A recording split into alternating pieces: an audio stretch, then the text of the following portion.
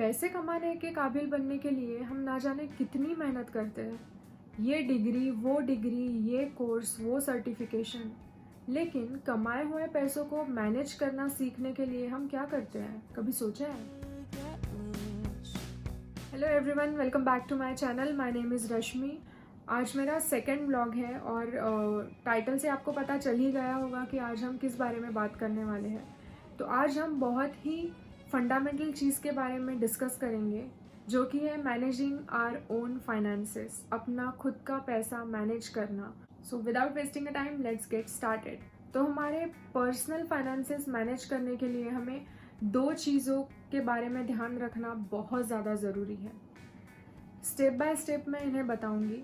तो सबसे पहली चीज़ जो है वो है अपने फाइनेंसेस के बारे में क्लैरिटी होना और उनके ऊपर कंट्रोल होना।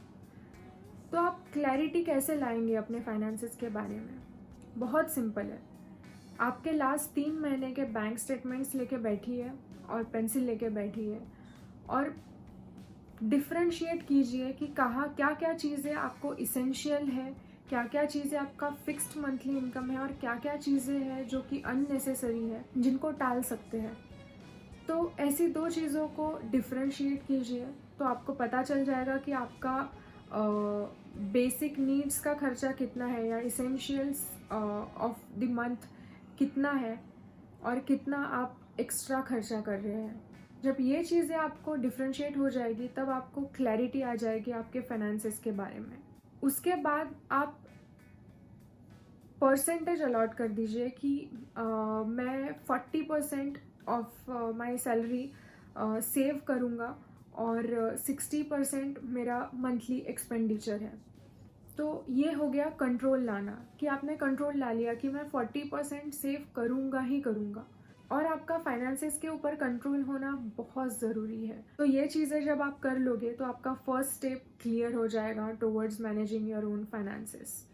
तो अभी आपको एक क्लैरिटी आ गई है, आपने कंट्रोल ले लिया है। अभी मंथली एक्सपेंसेस का तो हम कुछ नहीं कर सकते, वो हमारा इसेंशियल्स ही है, तो हम उसको जाने देते हैं। अब बचा हमारा सेविंग्स। तो सेविंग्स और मंथली एक्सपेंडिचर को डिफ्रेंशिएट करने के लिए आप क्या कर सकते हैं, आप एक अकाउंट ओपन कर लीजिए जो कि आपका पर्सनल अकाउंट होगा या सेविंग्स अकाउंट होगा, और जितना भी आपने टारगेट किया है सेव करने का उतना पैसा आप तुरंत सेविंग्स अकाउंट में ट्रांसफ़र कर दीजिए। उससे आपको बहुत आसानी होगी डिफ्रेंशिएट करने में आपके मंथली एक्सपेंडिचर और सेविंग्स का। अभी आता है सेकंड स्टेप। जैसे ही आपने आपका सेविंग्स आपके सेविंग्स अकाउंट में मूव कर दिया, आप एक तो उन पैसों को वही पड़े रहने दे सकते हैं, लेकिन बैंक आपको कितना देगा? ज़्यादा से ज़्यादा 4% इंटरेस्ट। तो आप इस पैसों को भी फर्दर डिवाइड कर सकते हैं अगर आपको ज़्यादा रेट ऑफ इंटरेस्ट गेन करना है तो। अब वो कैसे करना है वो मैं आपको बताती हूँ। तो सबसे पहले है इमरजेंसी फंड। अब before we start talking about investment and all, आपके सेविंग्स में आपके पास एक इमरजेंसी फंड होना चाहिए। क्या होता है इमरजेंसी फंड? जैसे कि आपने पहले स्टेप में आपने डिफ्रेंशिएट कर लिया कि कितना आपका मंथली एक्सपेंसेस है। तो जितना भी आपका मंथली एक्सपेंसेस होगा उसको मल्टीप्लाई बाय 6 कर दीजिए और उतना अमाउंट आज से अभी से सेव करना स्टार्ट कर दीजिए, जो कि आपका इमरजेंसी फंड बनेगा। ये क्यों इम्पॉर्टेंट है दोस्तों? जब भी आपकी जॉब पता नहीं किसी भी वजह से अगर चली गई या फिर ऐसा कोई पैंडेमिक का सिचुएशन आ गया और सैलरी कट होना शुरू हो गया या कोई भी रीज़न, जब आपका फाइनेंसेस थोड़ा बिगड़ गया, उस वक्त ये इमरजेंसी फंड ही आपके रेस्क्यू के लिए आएगा और आपको किसी पे डिपेंड नहीं होना पड़ेगा आपके फाइनेंसेस के लिए, कम से कम 6 महीने के लिए। और 6 महीना काफ़ी बड़ा टाइम फ्रेम होता है। इतने में आप अपने लिए कोई नया इनकम सोर्स या फिर आप अपना स्किल भी अपग्रेड कर सकते हैं या जॉब चेंज कर सकते हैं। तो बेसिकली आप 6 महीने आपके इमरजेंसी फंड के बेसिस पे सर्वाइव कर सकेंगे। ये बहुत ही ज़्यादा इम्पॉर्टेंट फैक्टर है और ये होना ही चाहिए। तो बिफोर स्टार्टिंग इन्वेस्टिंग आप पहले आपका एक इमरजेंसी फंड बिल्ड कर दीजिए।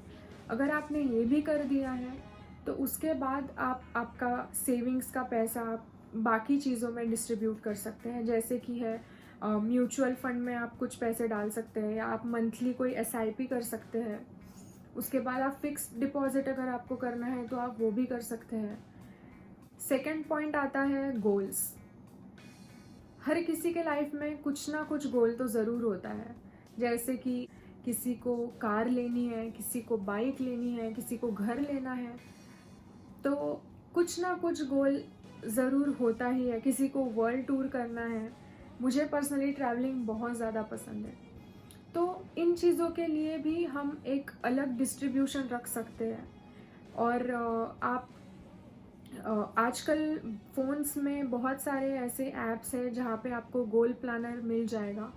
तो वहाँ पे आप आपके गोल्स अकॉर्डिंगली प्लान कर सकते हैं और एक जितना भी अमाउंट आपको चाहिए आप उस गोल के लिए सेव करना स्टार्ट कर सकते हैं। कितना आसान था, सिर्फ 2 स्टेप्स ही तो करने हैं।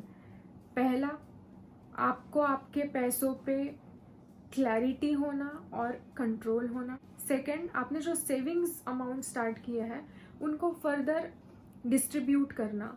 वो कहते हैं ना कि no matter how much you earn, money is never enough, it is never enough. तो the whole point behind managing your own finances is not earning more money, is all about being wise with the money which you already have। उम्मीद है आपको आज का video बहुत अच्छा लगा। अगर अच्छा लगा तो प्लीज़ लाइक कीजिए और आपके कमेंट्स शेयर कीजिए। Thank you.